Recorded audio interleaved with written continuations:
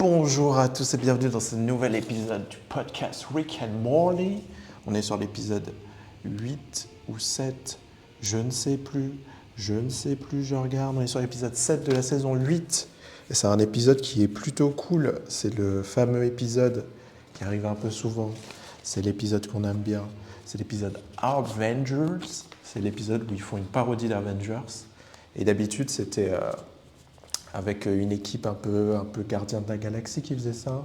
Ils faisaient un truc un peu gardien de la galaxie où c'était une équipe de misfits dans l'espace qui faisait des trucs. Sauf que là, ils sont passés dans un truc littéralement parodie d'Avengers presque premier degré, où c'est une équipe de super-héros qui s'appelle les Avengers, avec des misfits, des gens qui sont différents, chacun a sa personnalité. Il y a la girl boss, il y a le mec taiseux, etc., etc. Et en gros, l'histoire, ce qui est intéressant, c'est qu'au lieu que ce soit Rick et Morty qui critiquent les Avengers comme s'ils existaient vraiment, cette fois, ils critiquent le film. Et ils vont jusqu'à aller attaquer le réalisateur, et ils vont même entrer dans le film pour essayer de changer l'histoire, etc., etc. C'est un épisode qui est plutôt bon. Moi, je lui ai donné un bon 7 sur 10. Et le public a donné un bon 7,1 sur 10. Je ne sais pas pourquoi il y a le virgule 1. C'est assez confusing. Regardez, je vous mets... Hop, pardon. Je vous mets le classement. Vous pouvez voir un peu le classement de tous les épisodes. Et cet épisode, du coup, il a eu... J'espère que... Je ne sais pas si on voit bien, mais il a eu 7,1 sur 10. Et ouais, en gros, c'est Rick et Morty qui n'aiment pas comment leur franchise préférée de film a évolué. Et du coup, ils vont engueuler le réalisateur et ils vont entrer dans le film et il se passe des aventures. Histoire de refaire un petit bilan, parce que c'est toujours sympa de faire un petit bilan des épisodes. Vous voyez rien. Hein. Hop, je zoome pour vous. Tac. Histoire de faire un petit bilan. L'épisode 1 de la saison 8, j'ai l'impression que je fais des bilans à tous les épisodes, mais bon. L'épisode 1 de la saison 8, c'est quand ils vont dans la matrice. Après, ça vous spoil. Ah non, je ne vais pas vous spoiler. Mais en gros, tous les épisodes ont autour de 7, sauf l'épisode...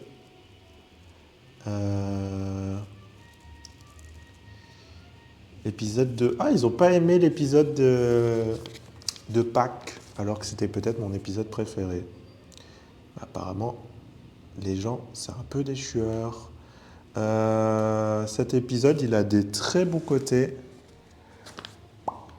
Il a des très bons côtés, il a des très mauvais côtés. Est-ce que c'est des très mauvais côtés? En vrai, je sais même pas. Vous avez vu? Regardez comment c'est beau. Il y a un arc-en-ciel. Travail, hein. L'ADA, les couleurs, il sculpte les couleurs, le bâtard. Ouais, donc je disais... je trouve que ouais, c'est un des défauts de Rick and Morty, c'est que quand ils ont des guests, ils ont tendance à être un peu trop gentils avec eux. Et parfois, c'est des guests qui méritent de se faire un peu critiquer. Tu vois, quand on regarde par exemple South Park, ils se foutent complètement de la gueule de leurs guests. Et c'est ce qui fait... Mais après, je sais pas, non, dans South Park, je pense que c'est pas des guests, c'est juste des gens qui... Ils parlent de gens et ils se foutent de leur gueule. Mais dans Rick and Morty, ils ont ce pouvoir de... Ils sont tellement populaires qu'ils arrivent à ramener les gens pour qu'ils viennent dans les épisodes. Et du coup, il y a ce truc où, comme la personne, elle est avec toi dans la salle, c'est un peu plus difficile de la critiquer. Par exemple, dans cet épisode, il y a Zack Snyder et James Gunn. Et ils ont été beaucoup trop gentils avec Zack Snyder. Peut-être c'est pas Zack Snyder, je sais pas, mais il y a le réalisateur de Batman, de Justice League, qui a été un flop de fou, où il a refait le cut, là. Snyder Cut, parce que c'est Zack Snyder. Et aussi, il a sorti une franchise de science-fiction qui a été... je crois, 2 films sur Netflix. Je n'ai plus exactement les noms. Je crois que j'avais si on va sur la scène de React, je vous ai gardé la bande-annonce. On va parler au-dessus. On va pas juste...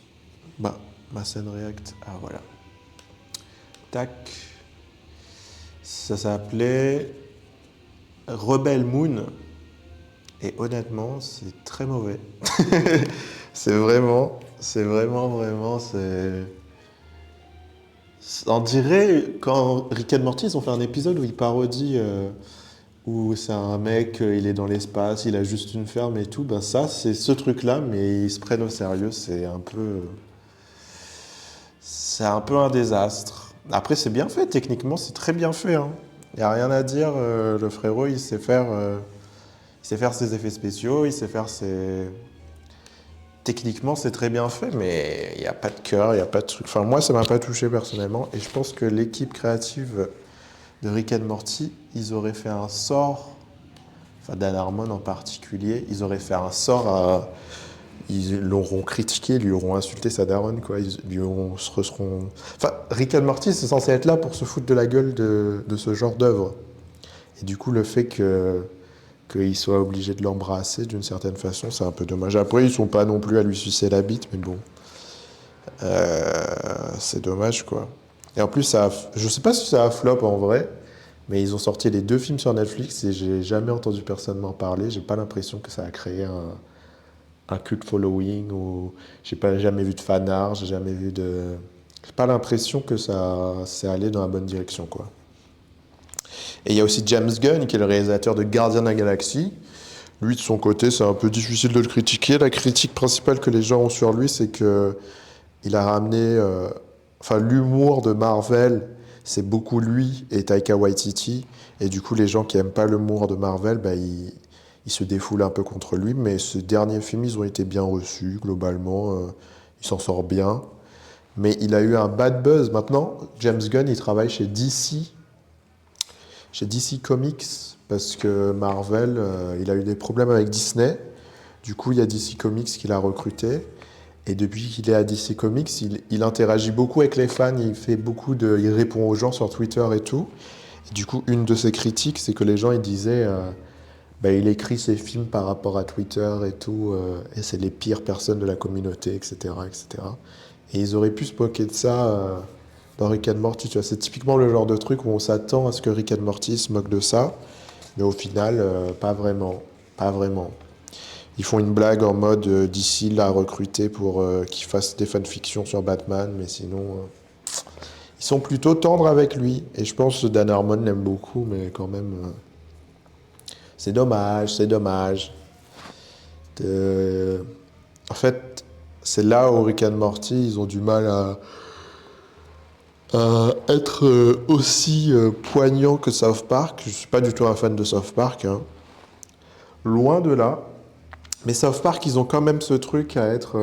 c'est ce truc punk, tu vois. C'est ce truc qui critique, c'est ce truc qui est piquant et tout. Et Rick and Morty, ils ont du mal à faire ça. C'est dommage. Et bref.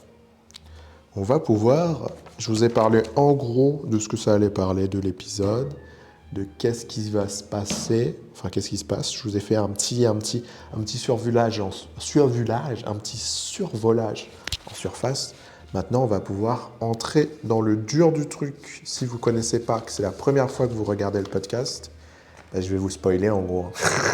Enfin, je vais vous spoiler l'épisode un peu morceau par morceau. Enfin, acte par acte, on va parler en détail de l'épisode. Mais c'est pas que pour raconter l'épisode, c'est aussi pour parler de petits trucs de science-fiction. C'est une base pour parler d'autres choses.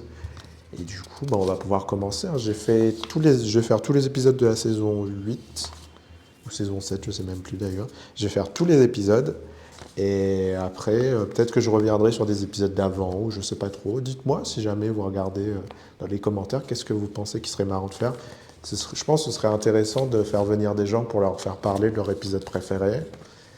Et on verra bien. Et là, on est à l'épisode 8. Il reste que 2 épisodes en vrai. J'aimerais bien faire mon propre épisode de Rick and Morty. Si vous ne me connaissez pas, je suis Wilmo, je fais des dessins animés. Et du coup, j'avais fait un storyboard d'un épisode de Rick and Morty à un moment. Je peux vous montrer si on décale sur la scène React. Attendez, je cherche. Waouh, j'ai ouvert, je fais n'importe quoi. Wilmo, Rick et Mimi. Aujourd'hui, d'habitude, je fais des cuts de ouf de bâtard.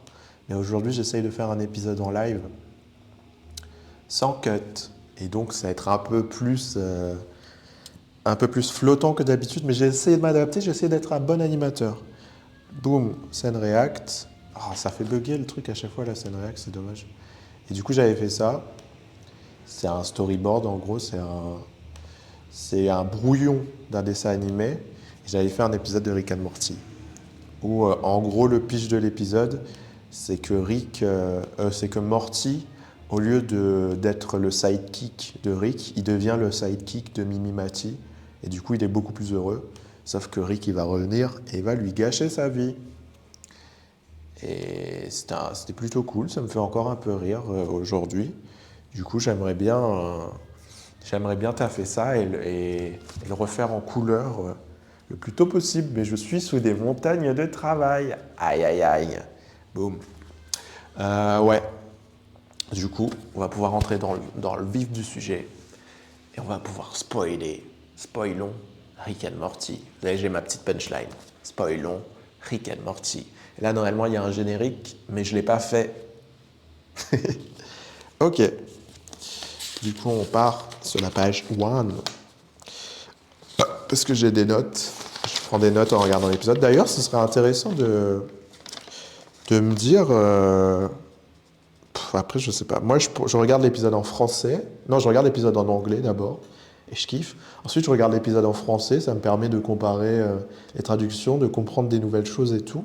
Et je prends des notes. Mais je trouve que du coup, il y a un peu une déformation professionnelle où je suis peut-être un peu trop critique de l'épisode vu que je prends des notes en même temps. Alors que si je regardais juste Rick and Morty comme ça, bah, ça me ferait rire et j'oublierais l'épisode s'il était nul. Et s'il était bien, ça me ferait rire et je le regarderais plus jamais, quoi. Waouh, mon caleçon, il a claqué. Ok. Du coup, l'épisode commence sur Rick and Morty qui sont déçus du dernier arbre Avengers. Et du coup, ils décident d'aller engueuler James Gunn.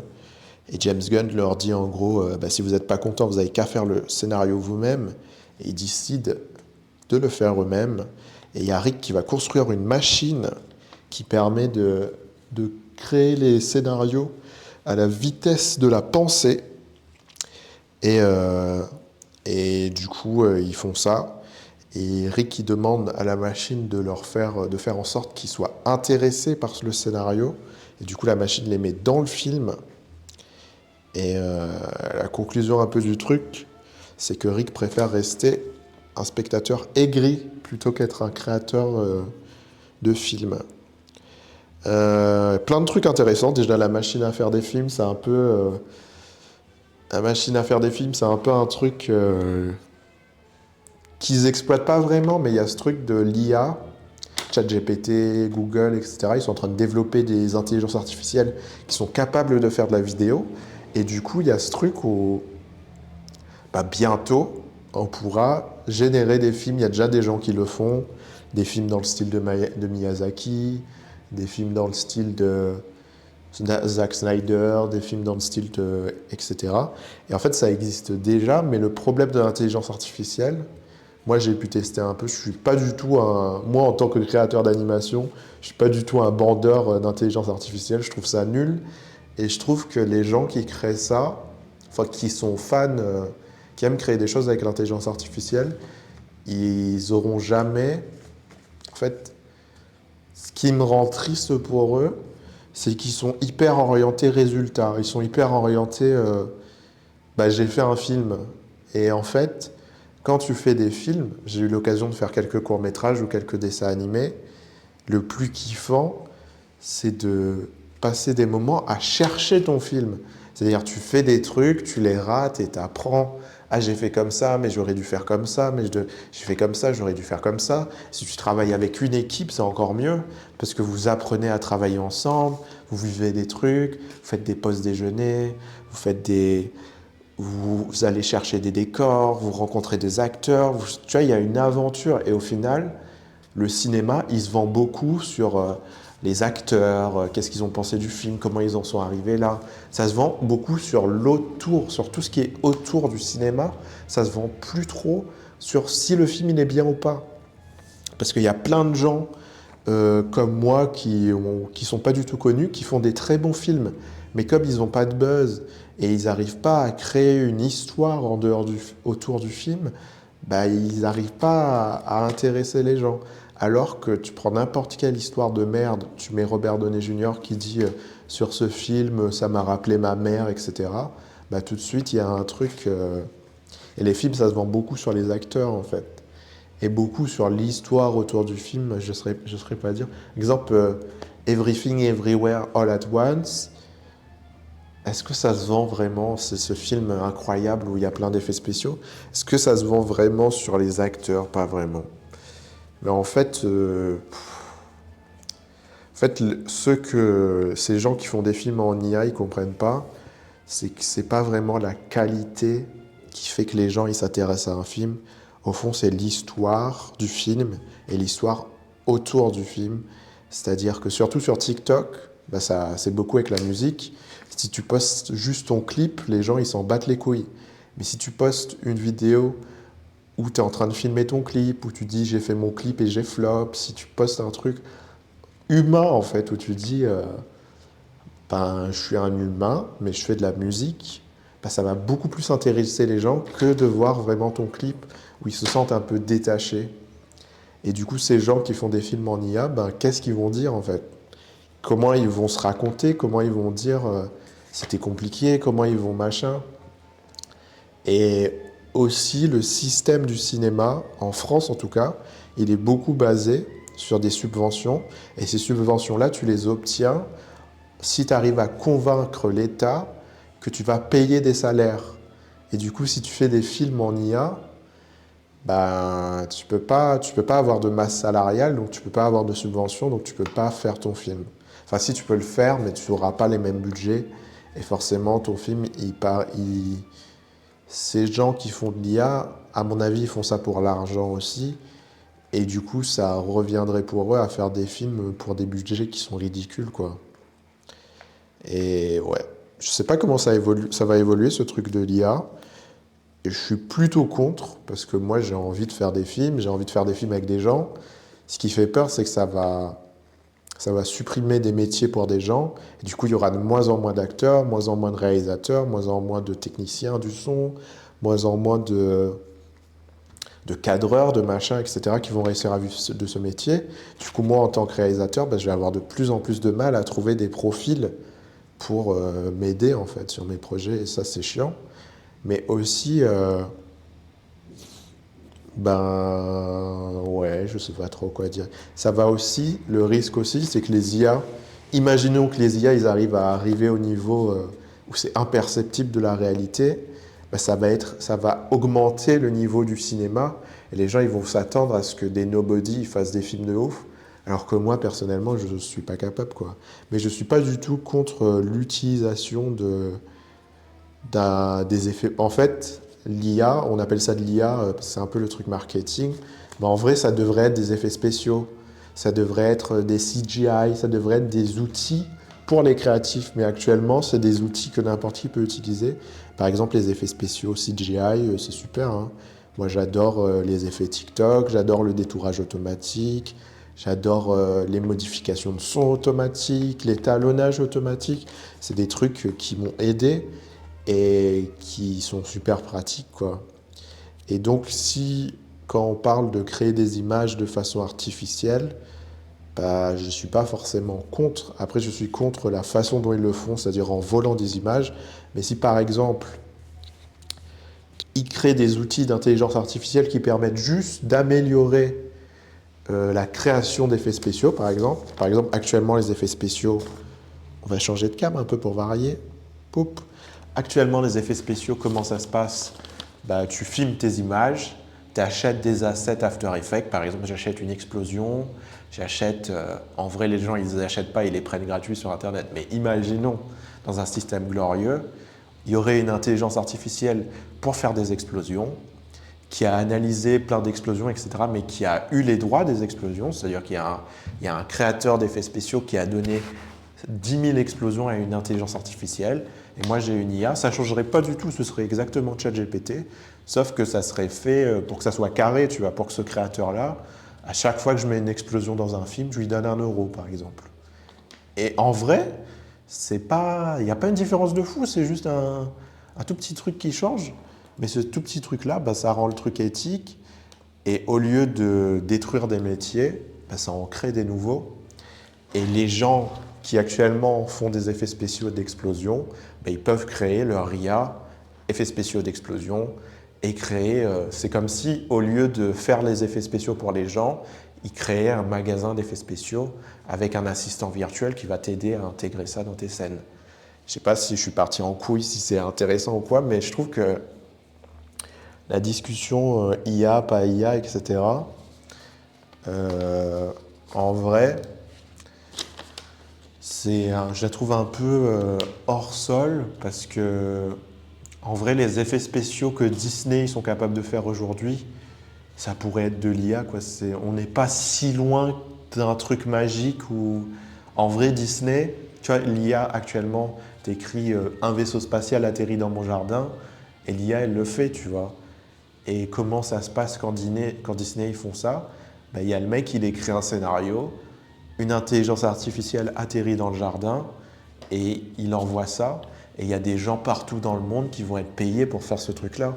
Et en fait, techniquement, c'est pas très différent entre un scénario ou un mail et un prompt dans un truc, il n'y a pas une différence de ouf. Et en vrai, les gens dans les effets spéciaux, ils sont pas super bien payés. Donc en vrai, c'est pas une différence de ouf, mais la différence, elle est dans le côté éthique, où là où d'un côté, tu as un truc qui met au chômage plein de gens, et si juste tu fais en sorte que ça soit les gens qui donnent leurs images avec un consentement et qui ont un retour sur investissement sur les images qu'ils ont données, sur les FX qu'ils ont donnés, bah, tu as juste ce truc éthique en plus, quoi. C'est pas grand-chose, hein. C'est un petit truc en plus. Moi je serais pour que les gens ils puissent générer des animations dans dans mon style d'animation à moi, à condition qu'à chaque fois qu'une personne génère une animation, par exemple, à chaque fois qu'une personne génère 10 secondes d'animation dans mon style, bah, je touche, je sais pas, 15 euros. C'est pas énorme, mais j'ai aucun travail à fournir. Et imaginons il y ait 1000 personnes dans l'année qui génèrent des animations dans mon style, bah, ça me ferait 1500 euros, 15 000 euros, 15 000 euros. Je sais pas, je suis pas bon en calcul. Mais ça pourrait m'aider. Et évidemment que je ne donnerai pas mon vrai style pour que ça soit généré par des intelligences artificielles. Je créerai un style spécial pour ça. Un style peut-être un peu plus corpo, beaucoup plus machin. Et les gens, ils pourront générer des animations un peu dans le style. Moi, je ferai un truc un peu Puka et Garou. Et moi, j'aurai mon style à moi à côté qui restera mon style à moi que moi, je peux faire. Et je ne sais pas pourquoi je suis parti dans un truc comme ça. Mais en vrai, l'idée de la machine qui fait les films, c'est intéressant. Et c'est un truc dont les gens ne parlent pas. C'est qu'ils disent soit il ne faut pas faire d'IA parce que c'est mal, parce que c'est machin. Soit il faut le faire absolument parce que c'est l'air du temps et on vole tout à tout le monde et on s'en fout. Bah non, il y a un entre-deux où juste tu prends le travail des artistes, bah, fais en sorte de négocier avec eux pour trouver un truc qui soit viable, quoi. C'est pas compliqué. Tu vois, il y a des artistes comme moi qui sont pas connus. Bah, ce serait intéressant pour moi d'offrir une partie de mon style à des gens au hasard à un prix abordable, tu vois. Mais un des artistes hyper connus, bah, eux, ils vont vendre leur style uniquement à Disney ou uniquement à des boîtes de prod et du coup, ils vont demander des tarifs beaucoup plus hauts. Mais ce serait super intéressant de pouvoir, et aussi de pouvoir dire, d'être maître de ce truc-là, de pouvoir dire, moi j'ai vendu mon style de 2019 à 2020, bah maintenant c'est fini. Et maintenant vous arrêtez de faire mon style et faire une formule à abonnement ou faire un truc, je sais pas, mais ce serait un truc de ouf. Et en vrai, le truc qui se rapproche le plus de ça, c'est les gens qui font des VTubers. C'est des. Bah, je peux vous montrer en vrai. On va partir en scène React. Et le truc qui se rapproche le plus de ça. Tac, tac.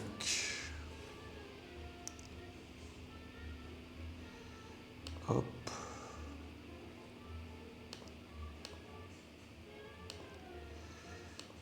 Hop, voilà, vidéo de fou. Attends. J'ai tapé VTuber et il y a eu un truc en mode les VTubers, c'est des connards et tout. Alors je voulais juste une petite vidéo tranquille, tu vois, juste pour vous montrer à quoi ça ressemble. Voilà. Hop, je me mets en scène React. C'est dommage que ça fasse ça, la scène React. Là, vous voyez, il y a le personnage à côté, là. Le boug. Oh là là. Que des trucs cringe de merde.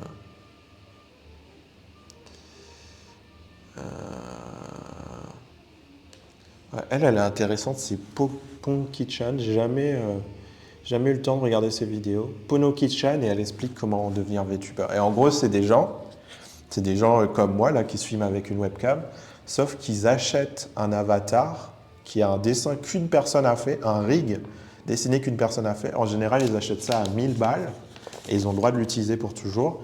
Et ça devient se calquer sur ton visage et ça te crée un truc par-dessus, tu vois. Et ça, c'est hyper intéressant. Ah, je savais pas qu'elle montrait son visage. Je sais même pas si c'est elle en vrai. Mais c'est hyper intéressant parce que ces gens-là, ils payent des artistes pour leur créer un personnage. Et ils payent 1000 euros, tu vois. Et 1000 euros, tu vois, c'est un peu cher.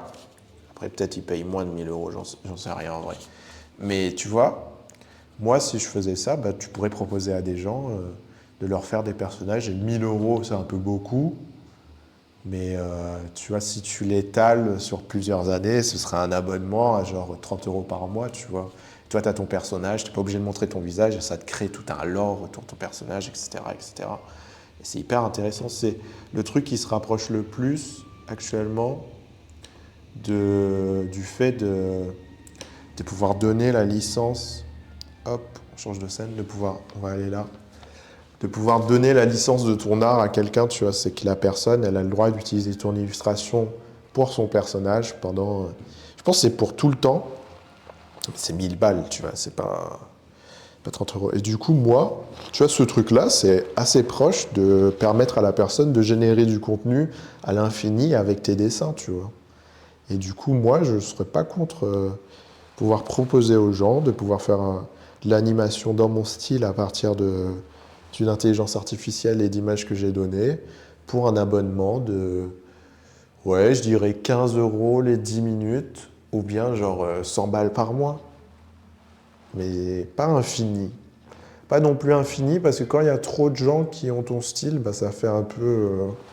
Tu perds un peu ton identité d'une certaine façon. Mais après, ça va parler que de ça, le truc. En fait, c'est le sujet que Rick and Morty, ils n'ont pas osé aborder.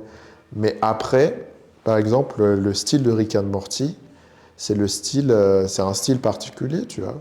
Et ce style-là, bah, il appartient plus au créateur, il appartient plus à Justin Roiland, il appartient à Adult Swim. Et du coup, quand Adult Swim, ils ont les droits sur ton style de dessin, est-ce que c'est pas comme si tu leur donnais une IA pour générer ton style à l'infini? Tu leur as donné en fait. C'est plus à toi vraiment aussi. Du coup, tu vois, il y a ce truc de. Parce que les gens, ils considèrent pas quand ils parlent d'IA, ils ont l'impression de parler de quelque chose qui est complètement nouveau, alors que de beaucoup de façons, ça existe déjà. D'une certaine façon, ça existe déjà. Par exemple, les dessins animés américains, surtout les dessins animés américains. Je vais baisser un petit peu le son parce que j'ai un peu peur que ça sature. Hop. Les dessins animés américains, ils sont faits en Corée. Et les gens, pourquoi ils le font en Corée? Parce qu'ils ne veulent pas payer les gens à leur juste valeur, tu vois. Avant, on faisait des dessins animés en Amérique. Au début de Disney, tous les animateurs, ils étaient en Amérique, etc. Ça coûtait cher et du coup, ils se sont dit, ben, on va arrêter de faire des dessins animés carrément. Et ce qu'ils ont trouvé, c'est qu'ils peuvent le faire dans d'autres pays. C'est-à-dire les Simpsons, c'est dessiné en Corée. Steven Universe, c'est dessiné en Corée. Avatar, la légende de Korra et Avatar, la légende, le dernier maître de l'air, c'est dessiné en Corée. C'est le studio, il s'appelle Rough Draft. Et il est Simpson aussi. Tu vois, c'est des trucs qui sont typiquement américains. Du coup, enfin, les styles de dessin, ils sont typiquement américains. Du coup, tu dis forcément, c'est des Américains, ils le dessinent et tout. Mais pas du tout. C'est des Coréens qui le dessinent. Et après, je ne saurais pas dire du tout. est-ce que ce studio coréen, ça lui a permis de faire d'autres projets ou bien est-ce qu'il est sous tutelle du studio américain? Est-ce que j'ai pas l'impression qu'il y ait des dessins animés coréens de fou, tu vois? Ça, ça leur a pas permis de se développer en vérité. Il reste un studio de sous-traitants. Et du coup, qu'ils utilisent un sous-traitant en Corée qui paye hyper mal ou qu'ils utilisent une intelligence artificielle, au final, c'est quoi la différence? Ils traitent les gens comme des robots, tu vois. C'est ça que les gens, dans certaines professions où tu es maltraité, est-ce que vaut mieux pas que ça soit un robot qui fasse le taf plutôt que ça soit un humain qui souffre? C'est ça la réflexion. Mais il faut pas non plus tomber dans le truc où on remplace tout le monde par des robots et on s'en fout. C'est un débat complexe. Moi-même, je n'aurais pas de réponse. J'aurais pas de réponse définitive, mais il y a un truc de. euh, Ça veut pas dire qu'on est condamné. Tant qu'on est dans le sujet, pour apporter une conclusion à ce sujet, euh, moi je dirais que c'est vraiment le mec qui parle d'IA pendant 30 minutes au lieu de parler de Rick and Morty. Moi je dirais que il y a deux possibilités.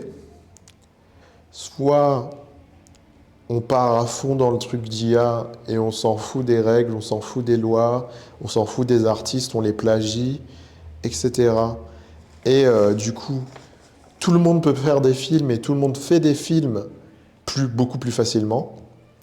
Et du coup, il y a beaucoup plus de production de films amateurs.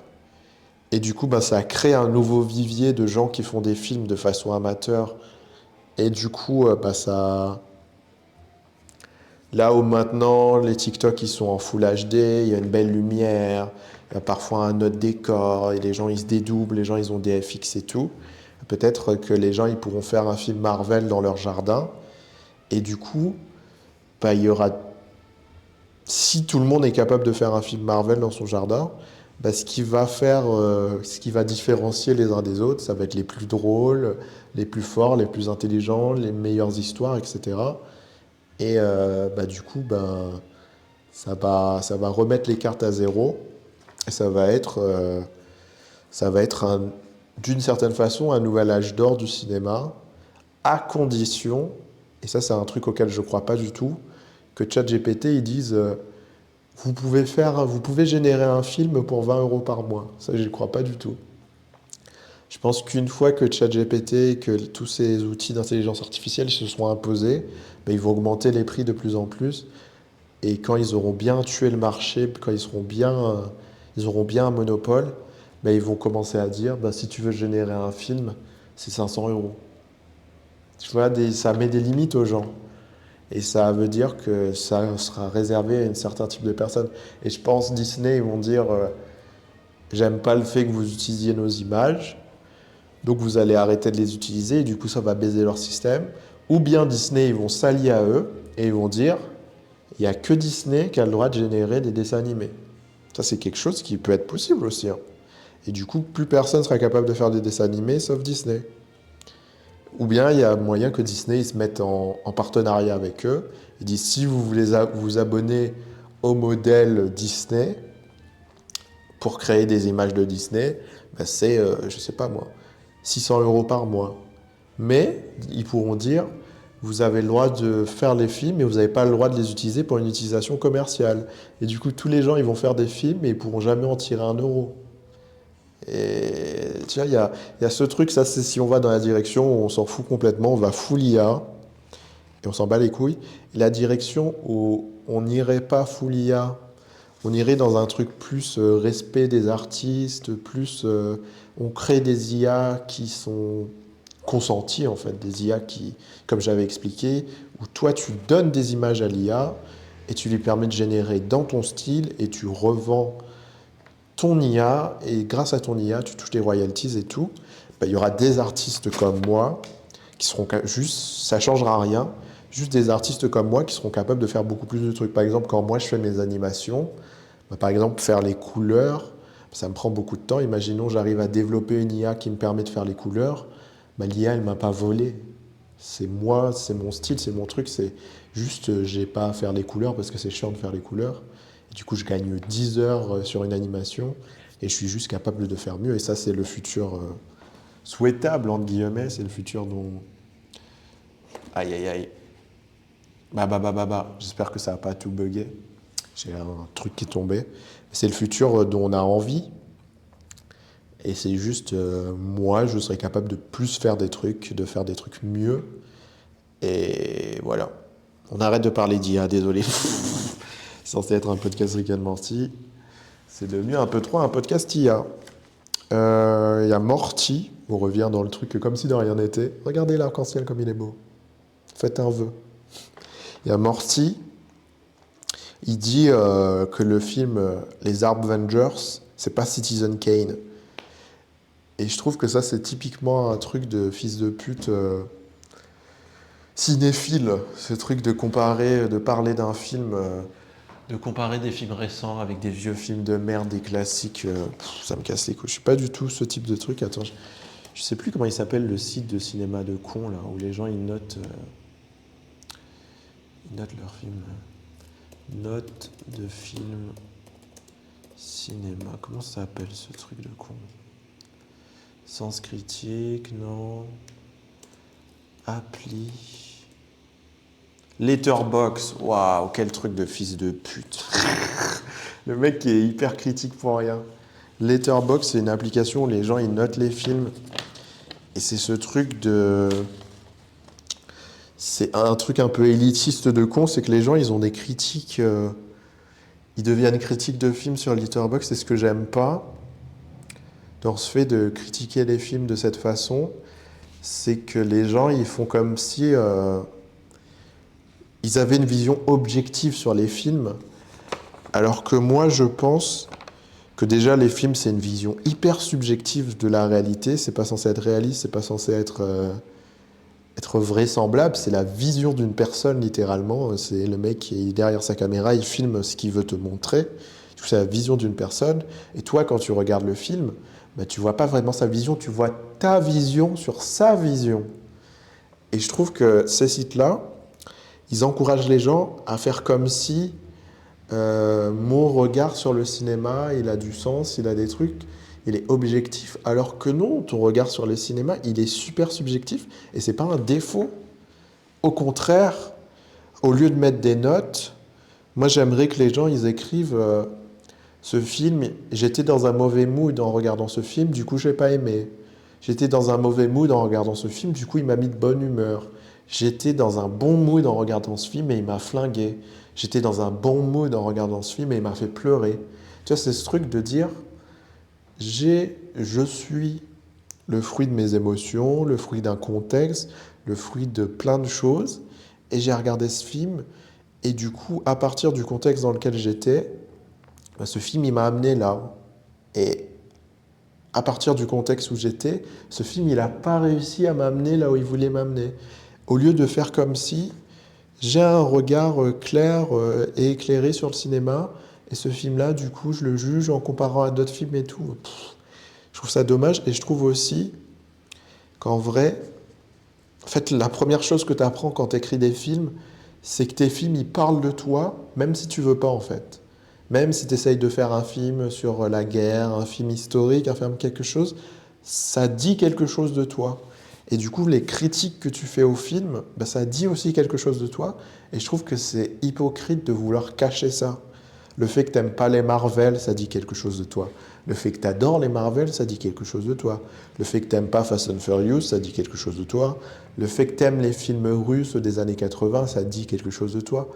Et du coup, au lieu, j'aimerais qu'on soit pas élitiste et qu'on soit honnête et qu'on se dise Spy Kids 3, c'est mon film préféré parce que je l'ai regardé avec ma grand-mère et j'ai kiffé, tu vois. Au lieu d'essayer de prouver aux gens que ce film-là, c'est le meilleur film du monde, bah non, dis juste, c'est mon film préféré.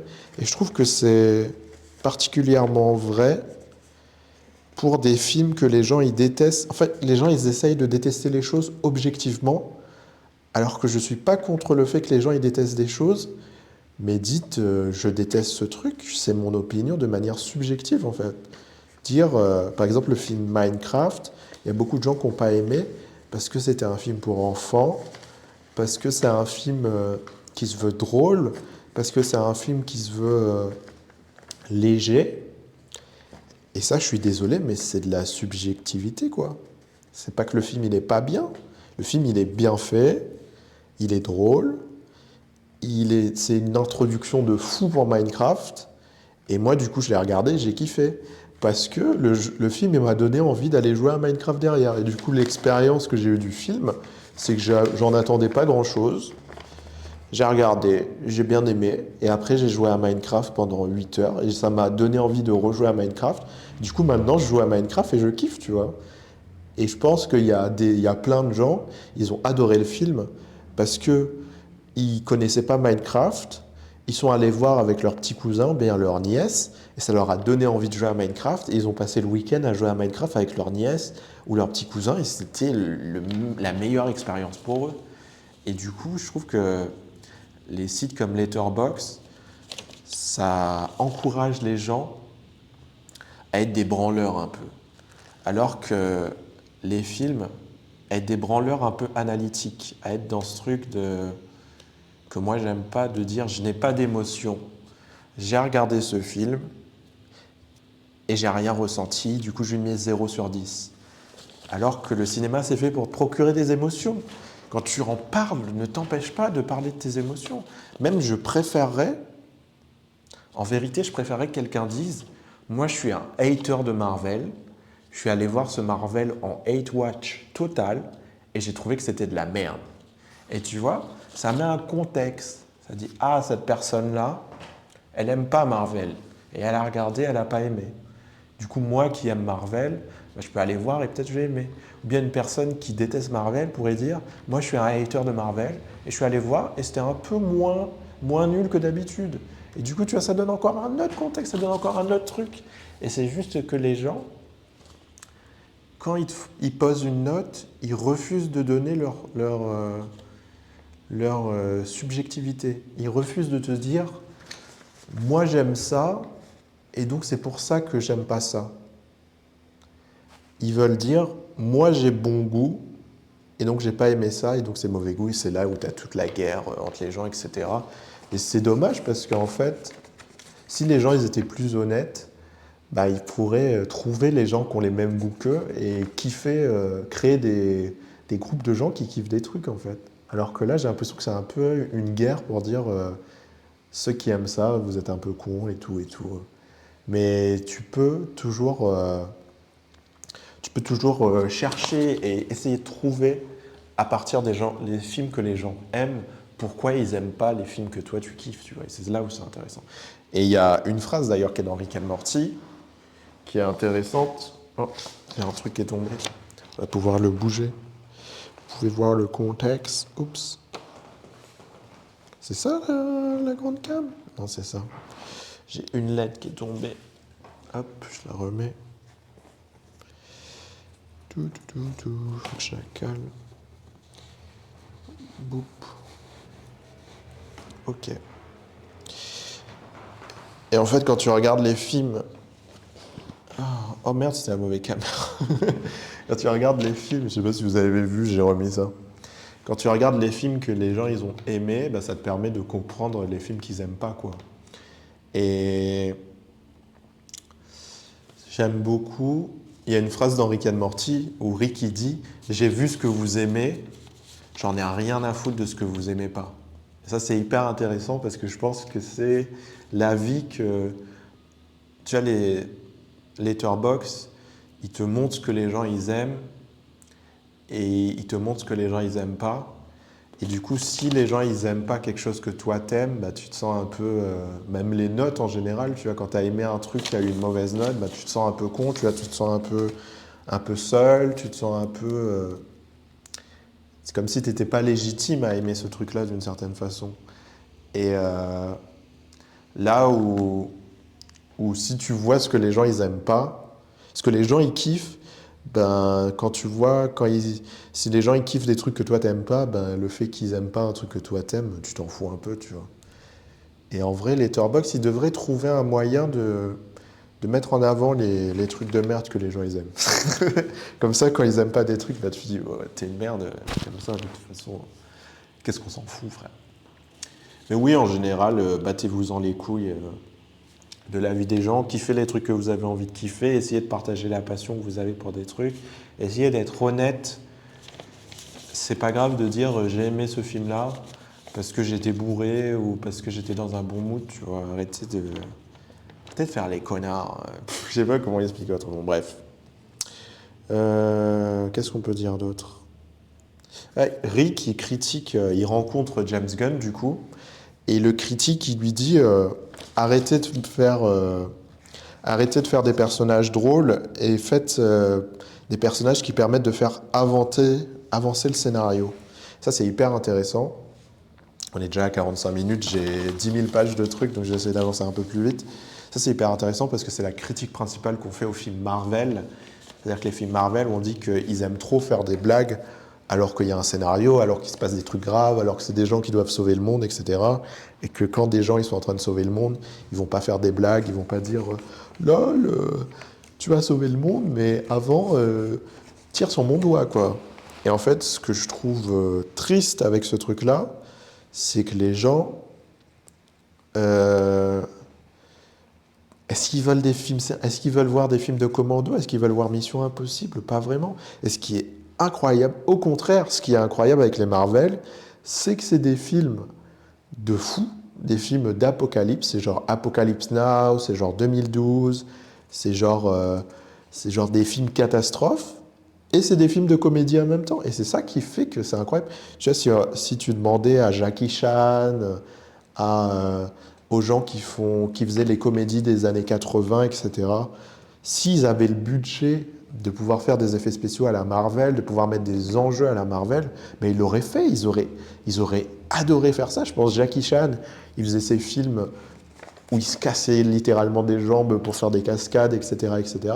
S'il avait pu faire ces films-là dans l'espace, ou faire ces films-là avec des dragons, ou faire ces films-là dans des contextes super sérieux de fin du monde, avec des zombies, etc., ben, il l'aurait fait, en fait. En fait, le Marvel d'aujourd'hui, ce que les gens ne voient pas, c'est que c'est le fantasme des gens qui faisaient des films avant, en fait.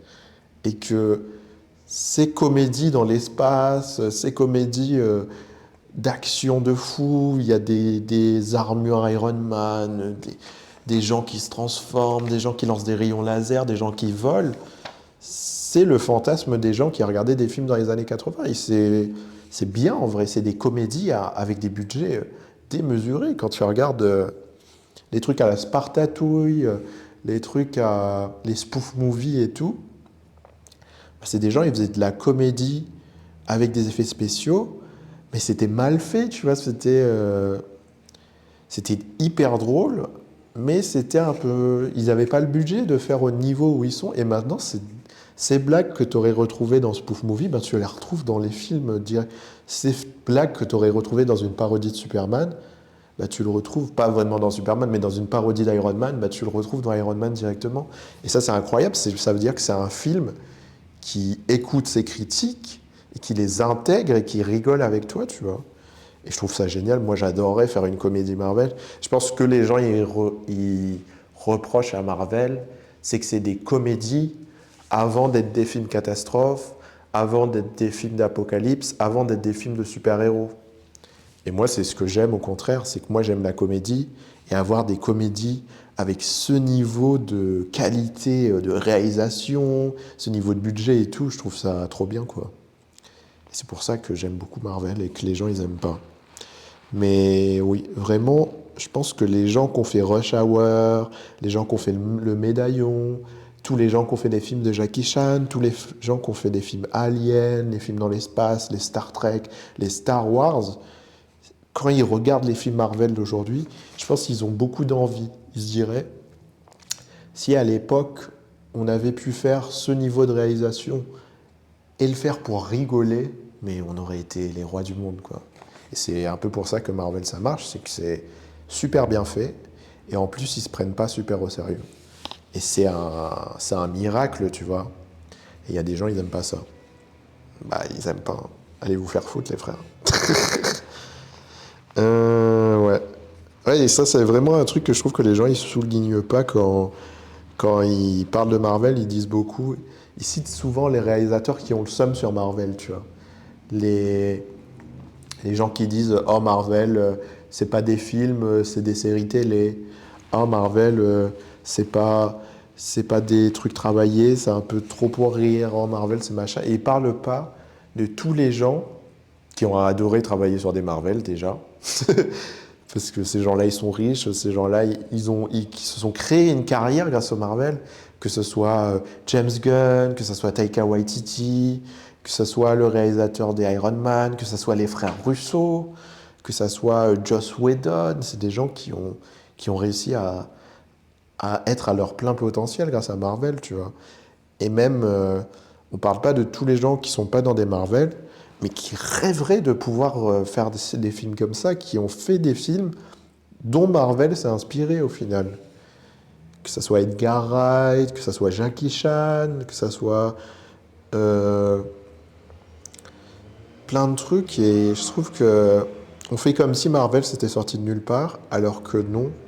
C'est juste l'évolution d'un truc qu'on avait avant. C'est un peu tous les films des années 80, ils étaient un peu ratés.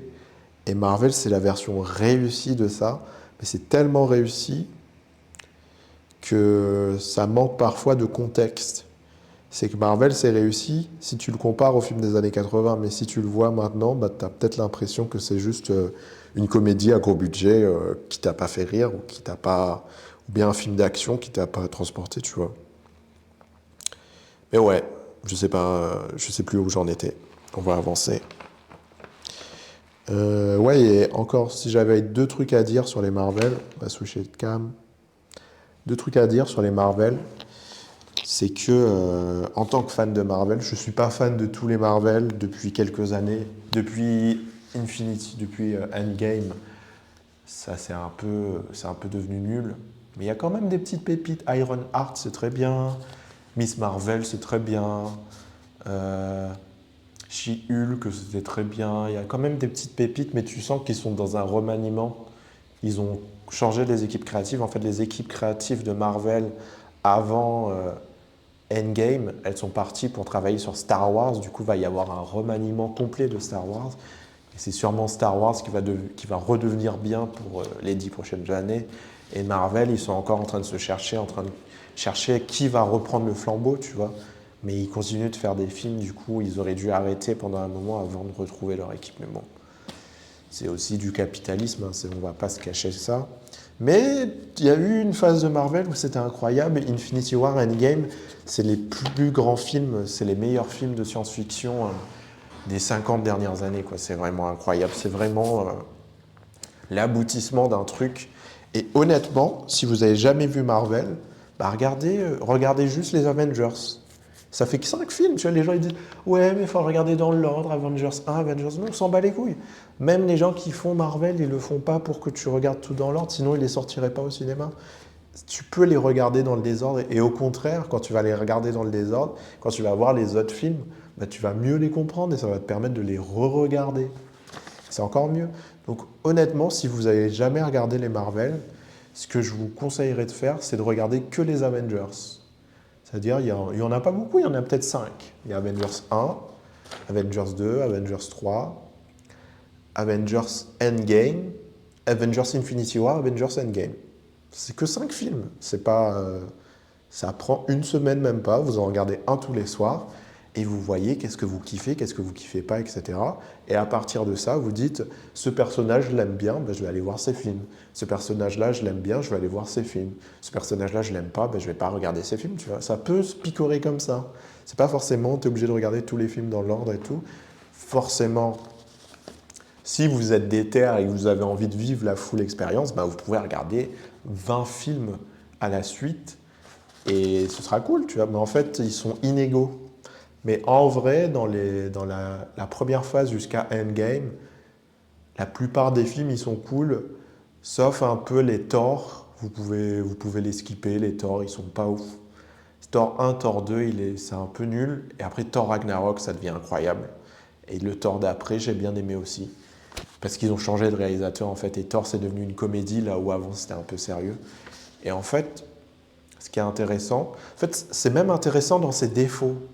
C'est-à-dire que vous voyez l'évolution d'un ton, l'évolution d'une histoire cinématographique, vous voyez les effets spéciaux avancer à chaque épisode et tout. C'est le Star Wars de notre époque, en fait. Et c'est hyper intéressant de les regarder dans l'ordre aussi, parce que ça te permet de voir l'évolution, où dans la première phase de Marvel, tu sentais qu'ils étaient un peu prouveurs. Ils étaient un peu là pour montrer, on fait des bons effets spéciaux, on fait des films un peu sérieux, un peu cool, un peu stylés, on a des bons acteurs, ils font bien les trucs et tout et tout.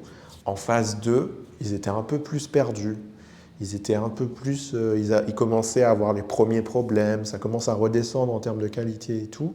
Sauf qu'il y a Gardien de la Galaxie qui débarque, c'est le premier film complètement dans l'espace, c'est le premier film où il y a des personnages complètement en CGI, où il y a beaucoup de fond vert, etc. Du coup, ça booste le niveau d'un coup. C'est que ça fait un saut de niveau, et c'est aussi un film avec un ton très comédie. Et du coup, Marvel, il passe dans un truc où ils ont dit, on arrête de faire les prouveurs maintenant, et on fait des films drôles, et on fait des films kiffants. Et à partir de là, tu vois, ils partent dans une autre DA. Alors que tu as eu tout un truc où ils étaient un peu plus sérieux, il y avait toujours des blagues, il y avait toujours des trucs, mais ils étaient un peu dans ce truc de prouveur, de on peut faire des bons films.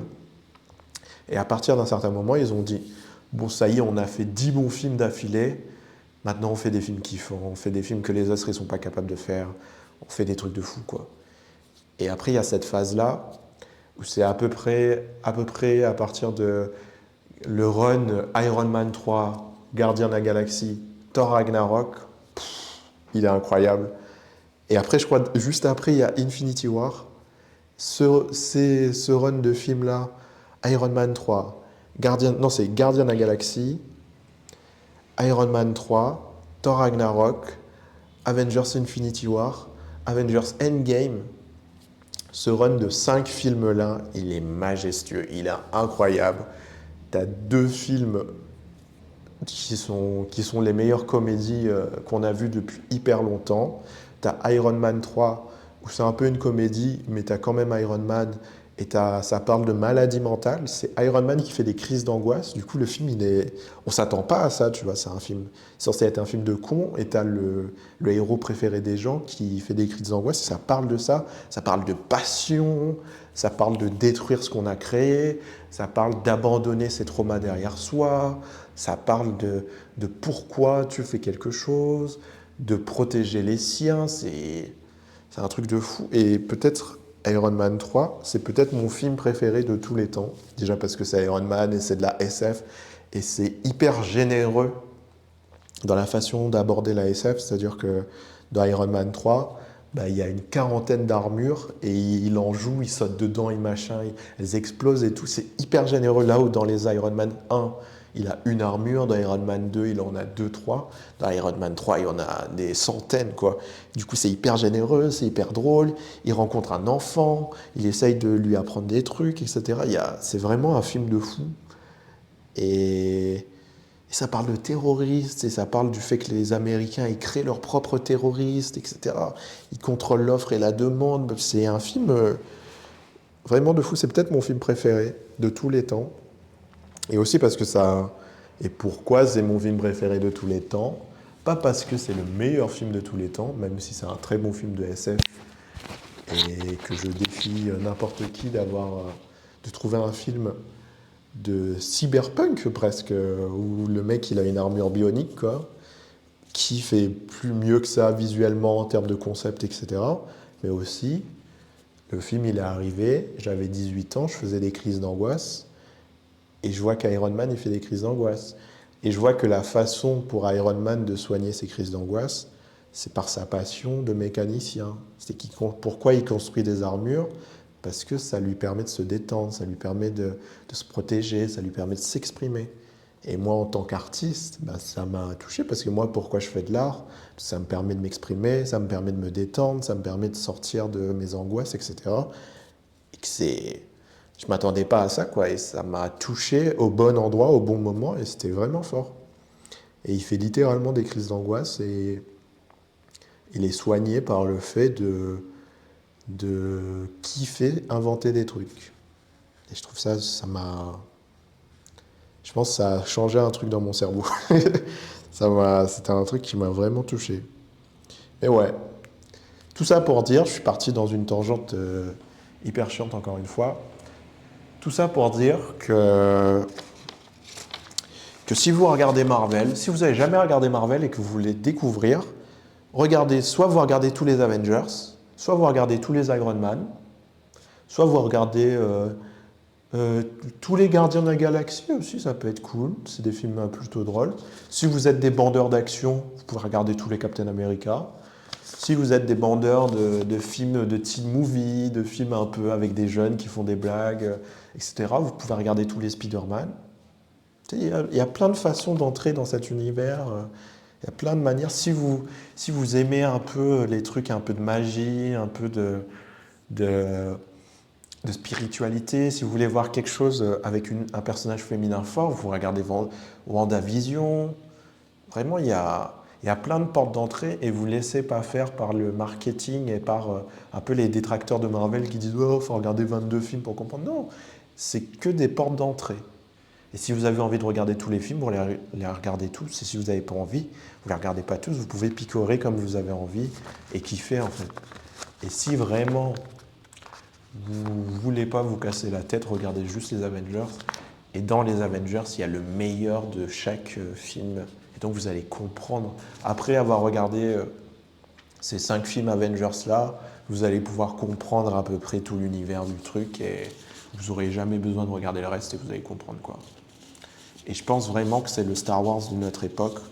Donc ce serait un peu ce serait dommage de passer à côté. Voilà, on va parler d'autre chose. Le truc, il a parlé que d'IA et de Marvel pendant 1 heure. Qu'est-ce que je peux dire d'autre intéressant pendant 15 minutes avant d'arrêter de parler de ça parce que ça fait longtemps que ça dure. Rick. Attends, on va reparler un peu de Rick and Morty quand même au lieu de... Ce serait bien de parler un peu du truc.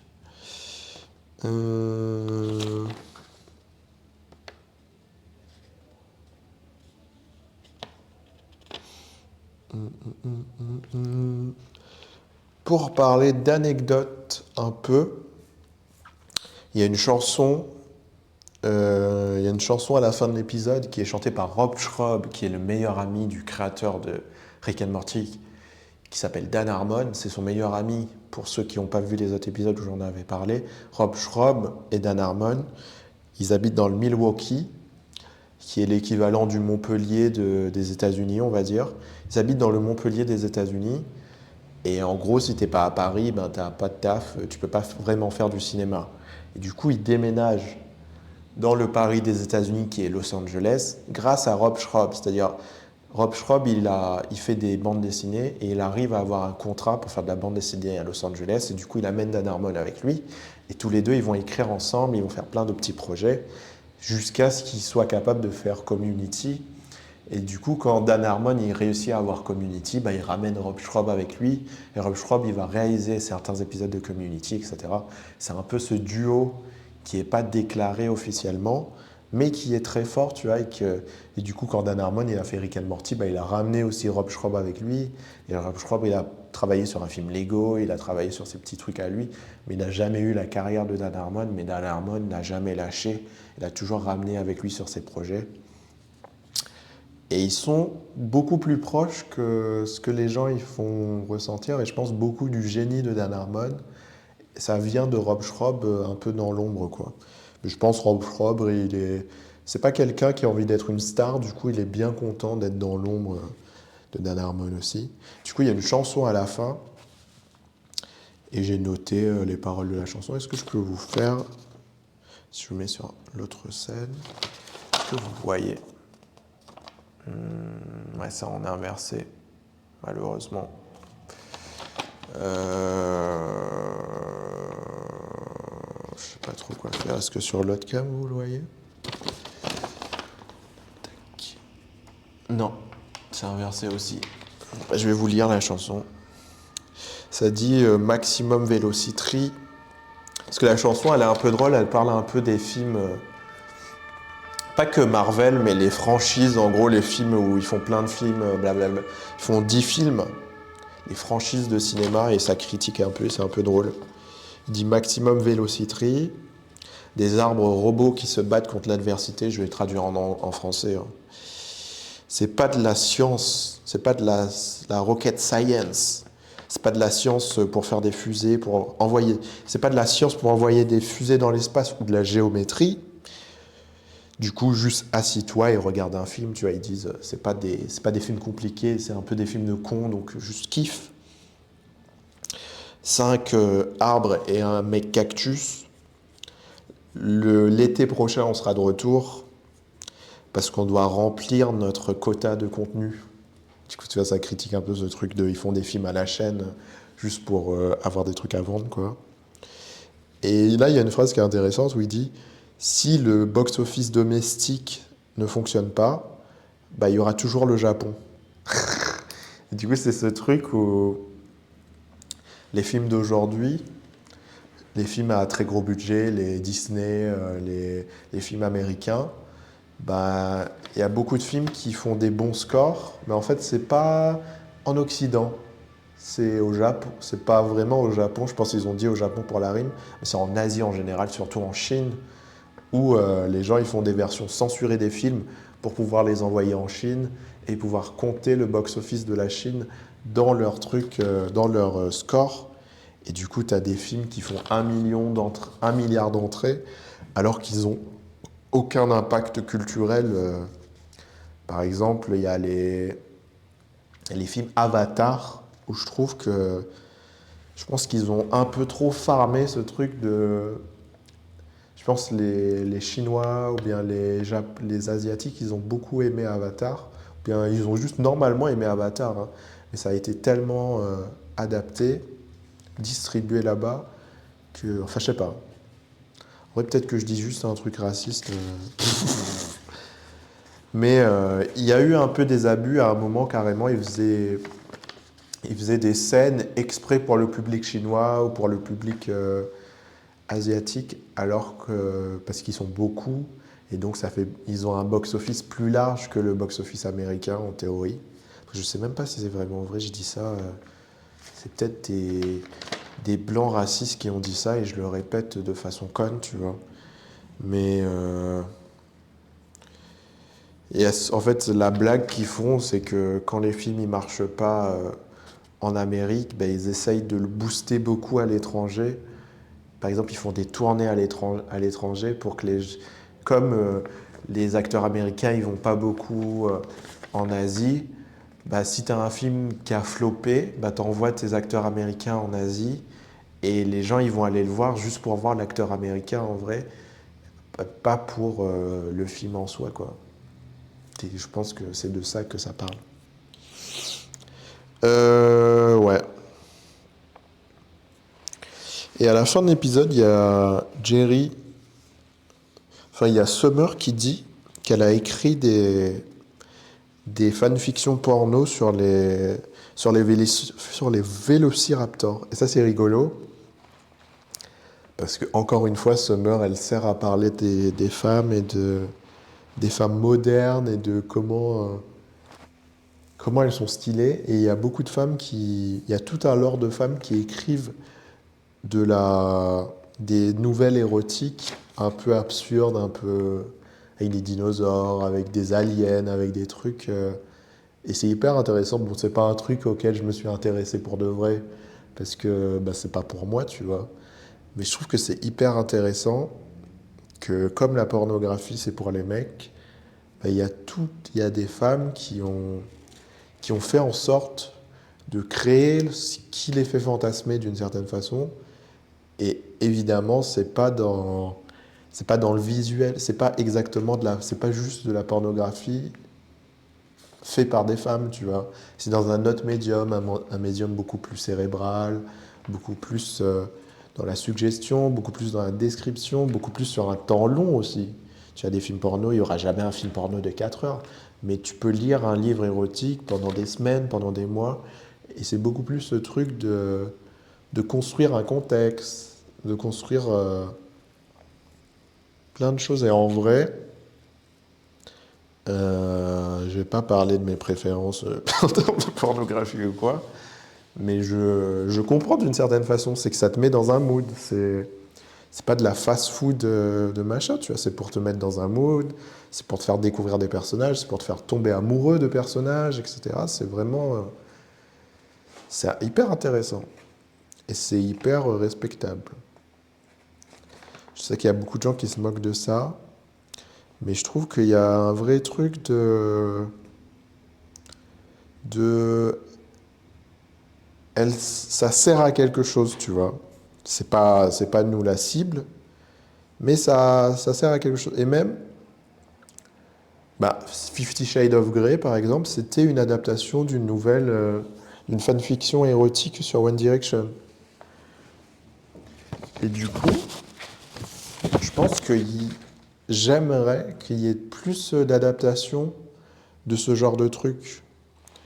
J'adorerais qu'il y ait plus d'œuvres comme ça à qui on donne un budget, à qui on leur dit bah, vous avez écrit un livre de ouf, venez, on fait le film. Même si c'est pour amener le côté érotique et tout, Fifty Shades of Grey, c'est un peu le truc cliché, le truc un peu graveleux, limite beauf, tu vois. Mais il y a des trucs où je pense que c'est vraiment subtil et c'est vraiment beau. Et en plus, il y a des scènes érotiques et ce serait hyper intéressant d'avoir ce. Ben, c'est un peu l'impensé du cinéma actuel, quoi. C'est que dans le cinéma actuel, on fait des films d'amour, des films d'aventure, de machin, et il y a une scène érotique à un moment, et c'est un peu gênant, et c'est un peu, on comprend pas trop. Limite, on ferme les yeux, on se dit pourquoi ils ont fait ça. C'est un peu gaze, tu vois. Alors que ce serait possible de raconter l'histoire d'un couple, de raconter l'histoire des aventures des gens en intégrant des scènes érotiques, même explicites, même pornographiques, et que ça soit bien, et que ça soit logique, et que ça soit bien intégré, et que ça montre ce truc-là, comme quoi les personnages, ils ont une sexualité, c'est pas tabou, et c'est pas traumatisant, et c'est pas quelque chose qui vient casser l'image d'un personnage, qui vient casser l'image d'un film. C'est un truc qui fait partie de la vie, et il fait partie de la vie des personnages, et ça fait partie de leur truc. Et en vrai, le fait qu'on soit pas capable de parler de sexualité, de montrer de la sexualité autre part que dans des contenus qui sont dédiés à la sexualité, je pense que ça fait du mal à la société. Et c'est parce que les Américains ils sont trop puritains, parce que la France on est trop puritain. En fait, si on avait des films où on voit la sexualité je sais pas moi, de Supergirl, ou la sexualité de Superman, ou la sexualité de Spider-Man, ou la sexualité de personnages qu'on admire, bah, ça ajoute une autre facette, tu vois. Et, et en vrai, c'est un impensé du cinéma. Et j'espère que c'est quelque chose qui sera exploré à l'avenir. Mais il y a ce truc où c'est urgent qu'il y ait des gens qui parlent de sexualité sans que ça soit leur gagne-pain. Sans que ça soit que c'est urgent qu'il y ait des gens qui parlent de sexualité d'un point de vue artistique, d'un point de vue de sexualité dans le contexte d'une vie et pas de sexualité juste pour parler de sexualité. Et c'est urgent qu'on ait des films où les gens ils sont amoureux et ils couchent ensemble et ils continuent leur vie et ils sont amoureux, ils couchent ensemble et ils continuent leur vie. Que c'est pas le fait qu'ils couchent ensemble, c'est pas une scène de viol pour dire que c'est choquant, que ça a traumatisé le truc, ou que le fait qu'ils couchent ensemble, c'est pas une scène graveleuse pour un peu humilier les personnages ou les acteurs, que ça soit comme dans la vie, quoi. C'est pas, ça peut très bien se passer, ça peut faire partie de la vie, quoi. Et dans les films, il y a encore ce truc où ça a un peu trop sacralisé la scène d'amour. Elle est encore trop sacralisée. Il faudrait qu'on en arrive à un point où on peut en parler. C'est plus un statement, c'est plus un choix dangereux de faire ça. Voilà, j'ai encore fait une hot take au lieu de parler de Rick and Morty. Mais ouais, je pense que j'avais dit un peu tout ce que j'avais à dire sur Rick and Morty, hein. Et on va pouvoir parler d'un dernier sujet euh, avant de finir ce podcast qui a duré 1h30 parce qu'il n'y aura pas de montage. Et du coup, qu'est-ce qu'on peut dire pour finir?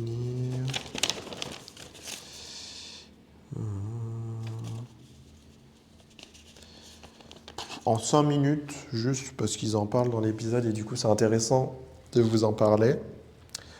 On peut parler en 5 minutes, on se met en React, du Story Circle de Dan Harmon. Parce que si vous êtes un bandeur de science-fiction, c'est que peut-être vous avez envie d'en écrire vous aussi. Et du coup, c'est un outil qui peut vous aider. C'est la façon dont les créateurs de Rick and Morty écrivent des histoires. Parce qu'il le mentionne dans... Il le montre dans l'épisode de Rick and Morty, quand ils sont sur la machine, il y a un cercle avec des camemberts et ils essayent de reconstruire le cercle pour que l'histoire elle boucle, quoi. Et donc voilà le Story Circle de Dan Harmon. Et en fait, c'est une façon de créer des histoires qui te permet de... En fait, c'est pas... Les techniques de scénario, souvent c'est pour écrire des films. Et du coup, comme c'est pour écrire des films, bah, il y a des structures qui sont parfois presque arriérées, je dirais presque qui sont plus d'actualité. Là où ce cercle-là, c'est fait pour écrire de la série. Et du coup, comme c'est fait pour écrire de la série, ben, ça, c'est une boucle, c'est-à-dire que tu as ton personnage, il lui arrive des trucs, et ça revient à la normale, et il a changé.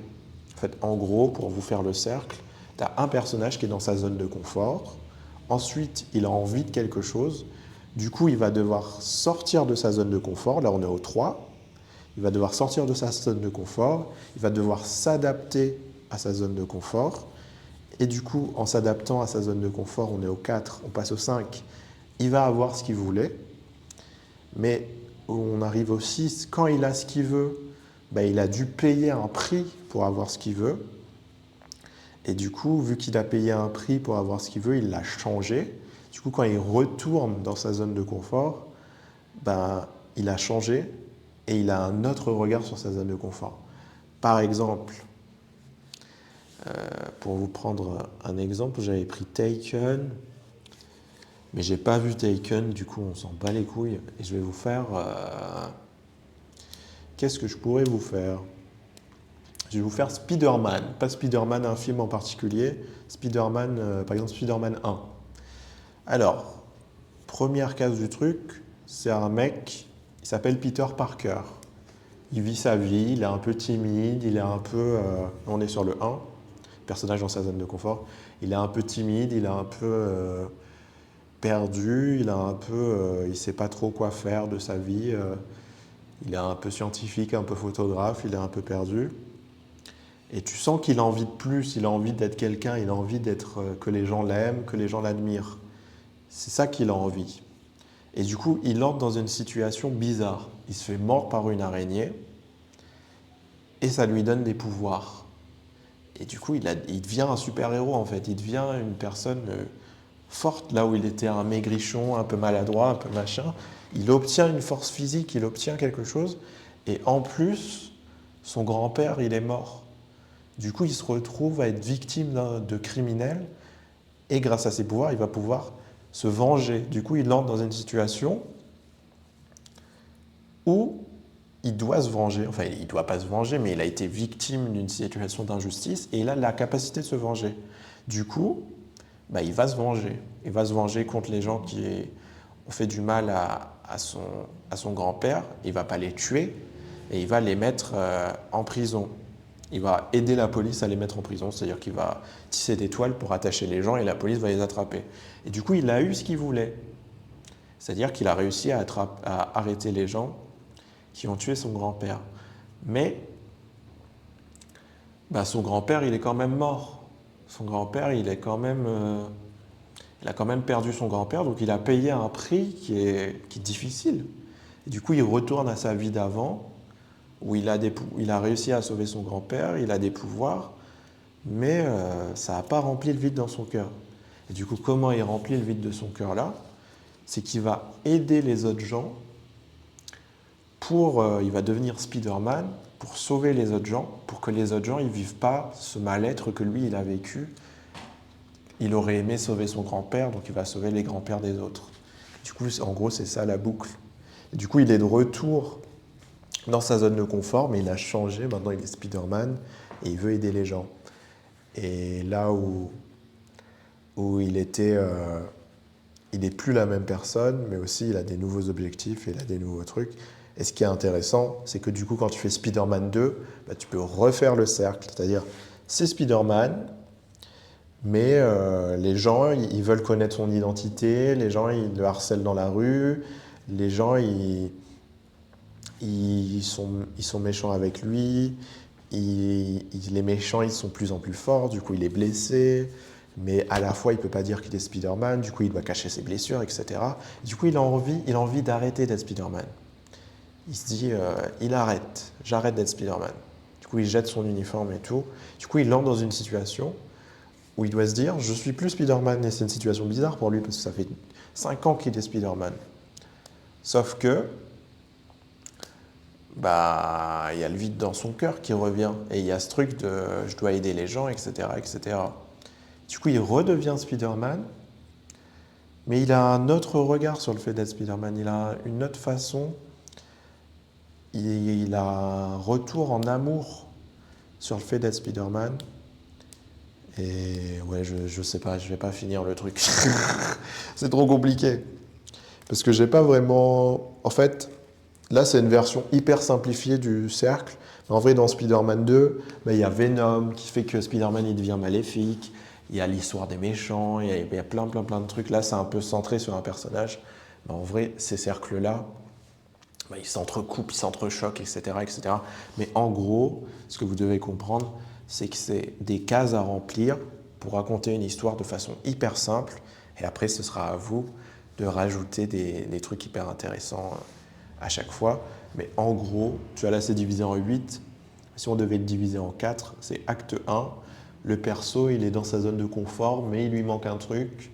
Acte 2, pour avoir le truc qu'il veut, il décide de sortir de sa zone de confort. Acte 3, il arrive à avoir ce qu'il voulait, mais c'était difficile, il a payé quelque chose de... Il a payé pour avoir ce qu'il voulait, ça lui a fait du mal. Il est au plus bas, tout est perdu, il en peut plus. Et acte 4, il trouve une solution. Et du coup, il arrive à trouver une solution, ça va mieux. Il est de retour dans sa zone de confort, mais il a eu ce qu'il voulait. Donc il est changé, autant en positif qu'en négatif, sûrement les deux. Et c'est ça qui apporte la nuance du truc. Et voilà en gros le Story Circle de Dan Harmon. Je ne sais pas si c'était clair, mais si je devais... Je vous ferai un dernier exemple pour vous faire comprendre. Sacha Dubourg-Palette, il veut être maître Pokémon. Du coup, il doit partir de chez sa mère pour avoir un Pokémon et devenir maître Pokémon. Sauf que pour devenir maître Pokémon, il doit aller explorer le monde et il y a des Pokémon sauvages partout. Et du coup, ils se font encercler par beaucoup de pigeons, je ne sais plus comment ils s'appellent, de roucoules. Et ils se font gank, ils se font encercler, ils se font défoncer par des roucoules. Et du coup, j'ai changé de câble. Et du coup, ils se font défoncer par des roucoules et Sacha, il se rend compte que c'est hyper dangereux en fait, que les combats Pokémon, c'est pas juste tu dis à ton Pokémon de faire des trucs et il t'obéit, etc. Il faut que tu crées un vrai lien avec ton Pokémon, il faut que tu le protèges aussi. Quand il est plus en état de combattre, il faut que tu le protèges, faut que du coup Sacha, il prend Pikachu avec lui et il le couvre et il fait en sorte de le protéger contre les trucs, alors qu'un dresseur normal, il aurait pu s'en battre les couilles, tu vois. Mais du fait et du coup, là, ils sont au pire moment, c'est-à-dire que Sacha, il est blessé et Pikachu, ils sont blessés. et, et ils se font soigner, etc. Mais vu qu'ils ont vécu ce truc de se faire agresser par des roucouls, ben ça a créé un lien. Là où Pikachu, il était un peu désobéissant, ben le fait que Sacha, il s'est un peu sacrifié pour lui, ben ça a créé un meilleur lien entre eux. Et à partir de ce moment-là, Sacha, il veut toujours devenir maître Pokémon, mais il a créé un lien de fou avec Pikachu. Et du coup, à partir de maintenant, ben ils vont tous les deux essayer de devenir maître Pokémon et grâce à ce lien qu'ils ont, ben ils vont y arriver parce qu'ils sont super forts. Voilà. Je sais pas si c'était clair ou si c'était machin, mais en gros c'est ça. Et c'est des techniques de scénario qui sont bien à apprendre, mais qui sont bien à casser aussi. Et que c'est cool pour écrire vite des scénarios, mais il faut pas hésiter à sortir un peu de ça aussi, quoi. Voilà, Story Circle de Dan Harmon. C'est une façon hyper facile d'écrire des histoires rapidement. Bam, on repasse sur cette cam. Et qu'est-ce que je voulais dire pour finir?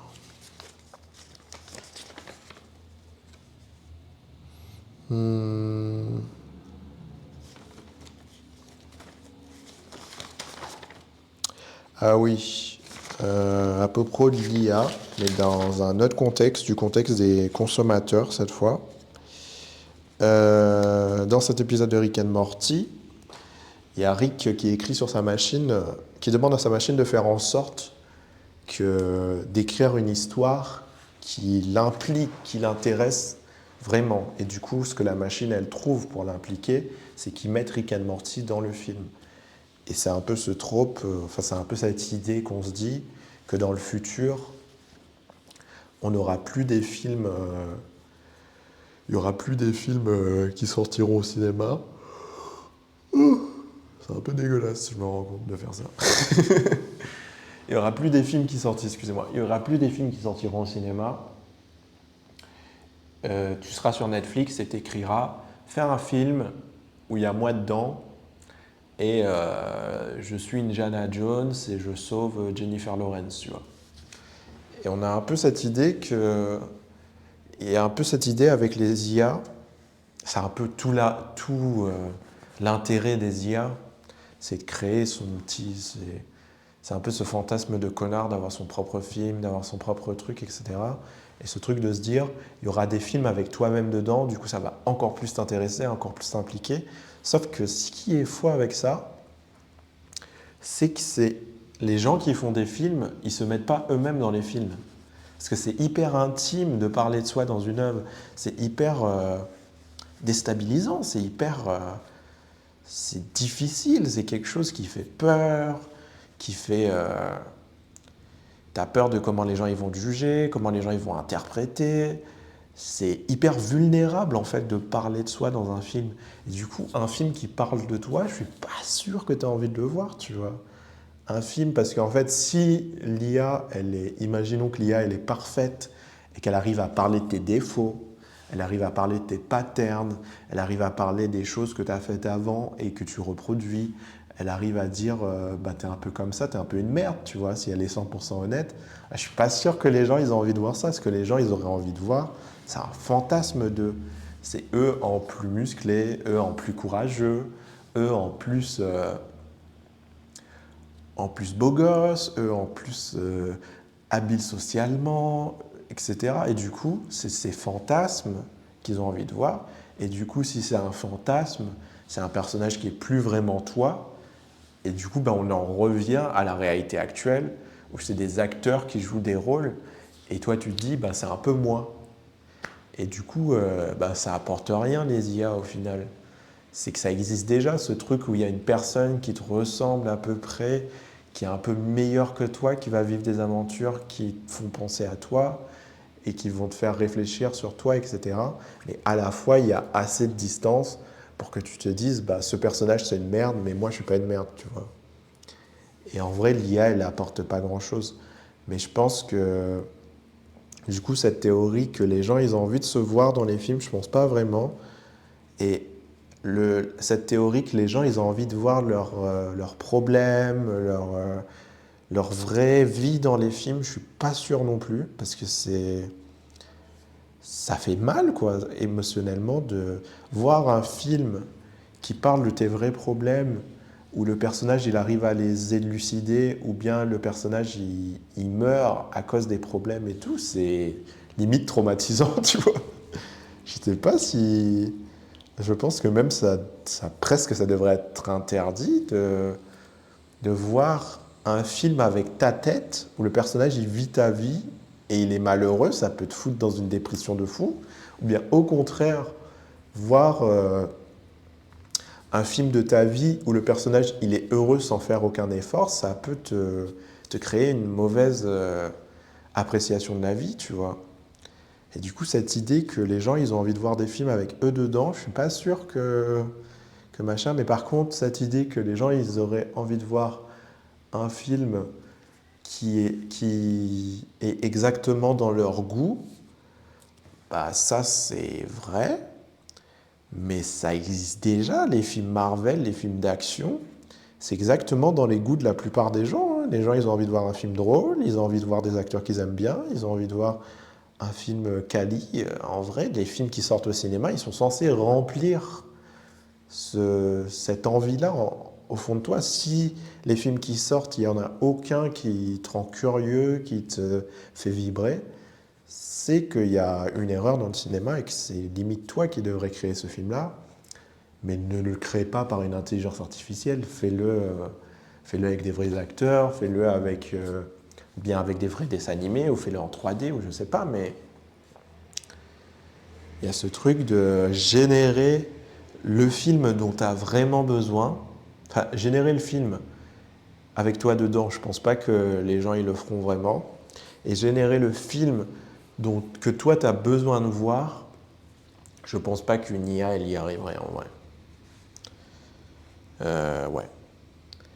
Par contre, faire le film que toi tu as besoin de voir, ça c'est quelque chose que tu peux le faire toi. Et que ça peut être une aventure de ouf, et tu te rendras compte que le film que toi tu avais besoin de voir, bah, beaucoup d'autres gens ils avaient besoin de le voir aussi. Et en fait, demander à l'IA de faire le film que tu as besoin de voir d'une certaine façon, c'est donner le but de ta vie à un robot. Je trouve ça lame de fou, je trouve ça triste, tu vois. Moi, j'ai pas envie que ça soit une IA qui fasse l'œuvre de ma vie, quoi. J'ai envie de la faire moi-même. Limite, je comprends pas. Je sais pas.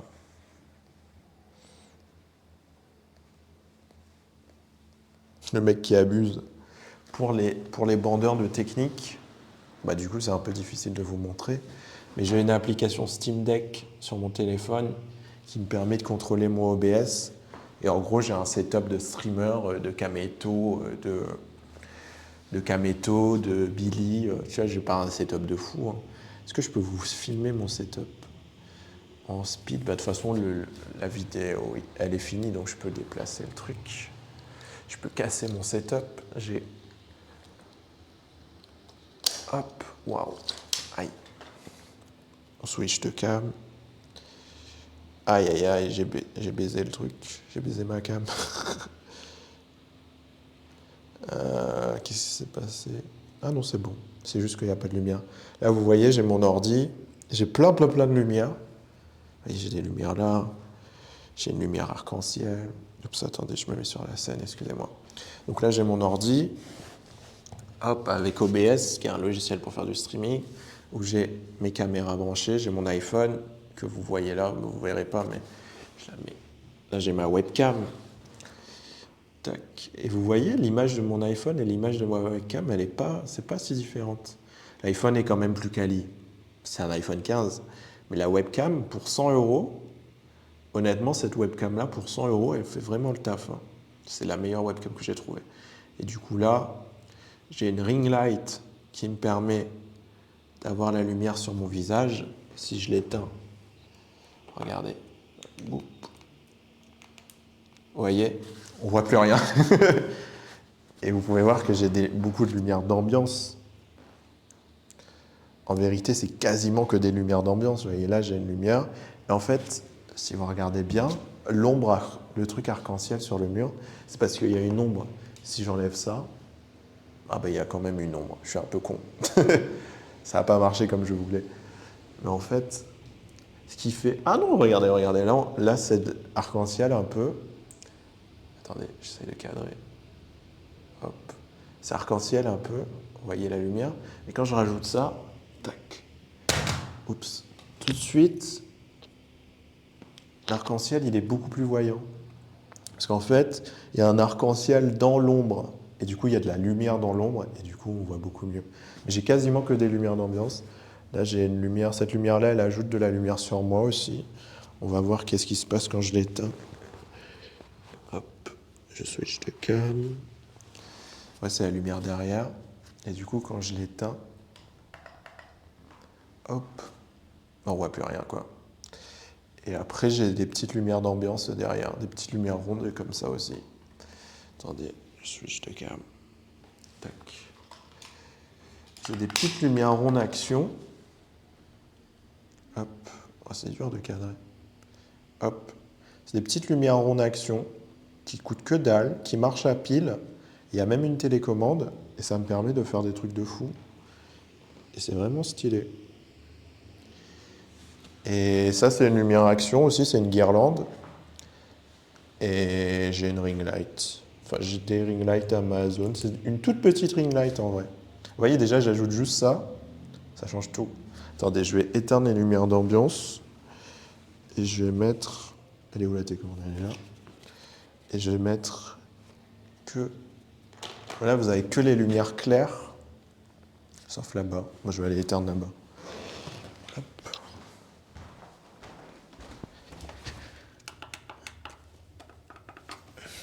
Là, vous avez que les lumières claires. Lumière blanche, vous voyez, c'est pas très intéressant. C'est un peu lame. C'est blanc, quoi. Et dès que je mets des petites lumières d'ambiance, vous allez les voir, je vais les mettre au fur et à mesure, bah, ça a un peu plus de gueule. Tac, déjà, regardez mon ombre qui change de couleur, tu vois, déjà c'est un peu stylé. Et après, je mets les petites lumières bleues derrière. Tac, tac, tac, tac, tac, tac, tac. Hop. En fait, l'idée, si vous faites... Tac. Vous voyez, c'est un peu bleu derrière. Et l'idée, si vous faites ça, et là, il y avait mon téléphone qui était accroché. C'est un trépied de téléphone qui se replie comme ça. C'est super pratique. Hop, et qui s'ouvre. Tac, tu l'ouvres. Tac, tu le poses par terre. Hop, tu l'agrandis et tu mets ton téléphone là. Ça aussi, c'est sur Amazon, ça vaut 20 balles. Mais ce qui est incroyable, c'est que ce genre de trépied, bah, ça n'existe pas pour les vraies caméras. Des trépieds, tu vois, vous voyez, c'est tout petit, alors qu'un vrai trépied de caméra, c'est gigantesque. Je sais pas pourquoi je regarde là alors que le truc il est là-bas. Parce que je me vois en retour et ça me perturbe un peu. Un vrai trépied de caméra, c'est énorme, ça rentre pas dans un sac à dos, et ça rentre dans un sac à dos et c'est incroyable. Je peux vous montrer autre chose. Hop, ça c'est mon trépied. Regardez mon trépied de webcam. C'est des petits trépieds ronds qui peuvent se monter. C'est des trépieds de GoPro, vous regarderez sur Amazon. En fait, c'est des perches à selfie que j'ai attachées les unes à côté des autres. Et ça me permet de faire le bail. Qu'est-ce que je voudrais vous dire de plus? Ouais, en gros, si vous voulez faire un setup un peu comme moi, bah, vous achetez juste une Elgato, une webcam Elgato, comme j'ai là, et vous utilisez votre téléphone avec l'application que j'utilise, ça s'appelle CamoStream. C'est gratuit. CamoStream, est-ce que c'est gratuit? Camo Studio. Attendez, je vais regarder sur mon téléphone. Camo Camera sur iPhone, je pense que c'est aussi sur Android. Camo Camera, et ça vous permet d'avoir la caméra en filaire. C'est hyper important, en filaire, parce qu'en fait, si vous la mettez en Wi-Fi, bah, ça va dépendre de votre connexion Wi-Fi, quoi. Alors qu'en filaire, vous êtes sûr que c'est en bonne qualité tout le temps.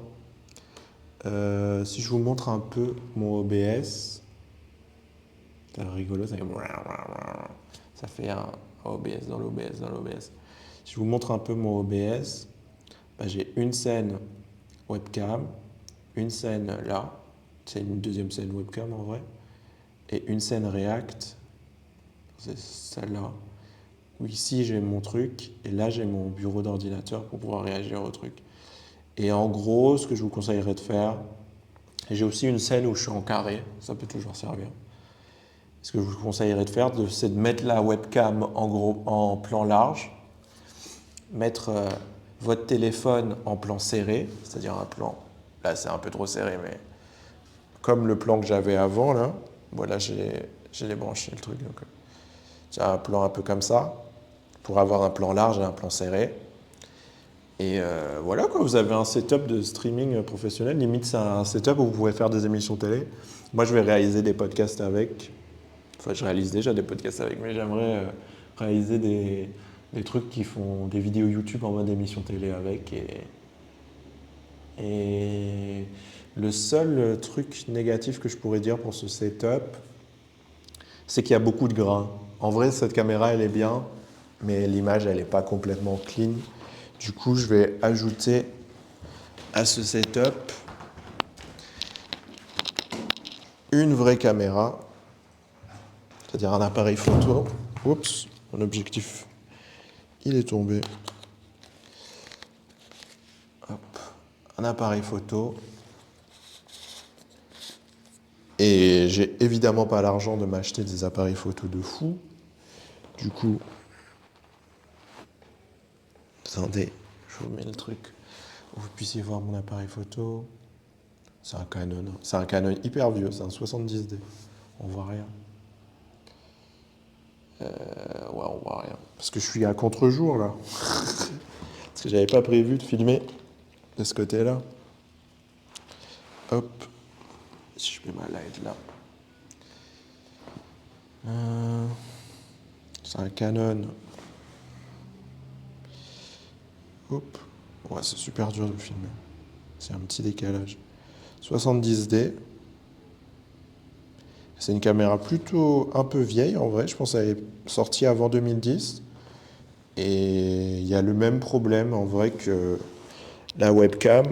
C'est-à-dire que elle fait beaucoup de grains dans les basses lumières. Surtout là, je suis dans une ambiance basse lumière de fou, tu vois. Du coup, elle fait du grain. Mais à part ça, si le grain, ça vous dérange pas, c'est une très bonne caméra. Et cette caméra-là, elle vaut entre 100, si vous trouvez vraiment une bonne affaire d'occasion, et 300 balles sur Amazon. Je crois qu'elle est à 300 balles. Du coup, vous pouvez facilement en avoir 10 des caméras comme ça. Et voilà. Je sais pas pourquoi j'ai expliqué mon setup de sim. Si t'es arrivé jusque-là, c'est que t'es vraiment fan, donc peut-être ça peut t'intéresser. Mais honnêtement, la Elgato Streamcam, elle est vraiment incroyable et vraiment polyvalente. Elle n'est pas meilleure qu'un téléphone, mais je pense qu'elle est à peu près, elle est peut-être à 80% des capacités d'un téléphone. Et du coup, c'est hyper pratique, parce que le problème quand tu mets ton téléphone comme caméra, c'est que du coup, tu n'as plus de téléphone. Alors que là, tu la branches, qualité d'un téléphone, boum, let's go. On y go. Mais voilà. C'était l'épisode de Rick and Morty le plus long. Mais c'était cool. Parce qu'en vrai, j'ai essayé de... J'ai pas l'impression qu'on s'est ennuyé, quoi. Je suis parti dans des tunnels, j'ai réussi à remplir 2 heures carrément, sans aucun problème. Ça sert un peu à m'entraîner à être animateur, ce truc. Ça m'aide, censé m'aider à remplir le temps, à tenir des émissions, à tenir des trucs. Donc en vrai, on a réussi le taf, quoi. Et j'espère que c'était intéressant. On se retrouve la semaine prochaine pour un nouvel épisode du podcast Rick and Morty. Et en vrai, je me rends compte que cet éclairage-là, il est mieux. J'ai passé tout l'épisode comme ça. C'est un peu dégueulasse, un peu trop éclairé de ce côté-là. Et quand je mets la lumière là, ça me fait une light et tout. C'est 1000 fois mieux. Ça remplit le côté sombre et tout. Comme quoi, j'ai fait le prof de merde et je me rends compte de mes erreurs de réal à la fin de l'épisode. Mais ouais, c'est la fin de cet épisode. On se retrouve la semaine prochaine pour le 9e épisode de Rick and Morty, l'avant-dernier, sa mère. Et après, c'est finito jusqu'à l'année prochaine. En vrai, ça fait plaisir d'avoir Rick and Morty tous les ans. Ça redonne du baume au cœur. J'espère que vous aussi. ça vous redonne un peu de baume au cœur. Et c'est finito, bibo. Vous allez me voir même couper le live, parce que c'est enregistré dans les conditions du live. Du coup, je coupe.